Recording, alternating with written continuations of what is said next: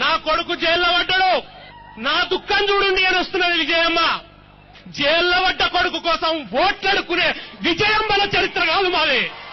లక్షల కోట్లు దిగమింగి జైల్లో కూర్చొని అధికారం కోసం పావులు కలుపుతున్న జగన్ కోసం ఏడుండి అని చెప్తున్నది విజయమ్మ. మొన్న నేను సూర్యాపేటకు వస్తే ఇక్కడ ఎవరో ఒక ఆయన వైకాపాలో చేరిండని చెప్పి నేను సూర్యాపేటకు వచ్చి ఆయనను జర తూర్పాల పడదామని వచ్చిన. అప్పుడు ఒక పిల్లవాడు అన్నాడు, ఏ గాయన గురించి ఏం మాట్లాడతావన్నా, ఆయన ఒక జఫ్ఫా అన్నాడు. ఈ జఫ్ఫా అంటే ఏందో నాకు అర్థం కాలే. సినిమాలలో బ్రహ్మానందం తిడతాడు జఫ్ఫా అని. ఆ పిల్లగాడు చెప్పిండు నాకు, జఫ్ఫా అంటే జగన్ ఫాలోయర్, జగన్ పార్టీలో చేరినోడు. జఫ్ఫా అంటే జగన్ ఫాలోయర్. ఇది మొత్తం తెలంగాణ ప్రజలందరూ కూడా చెప్పాలి.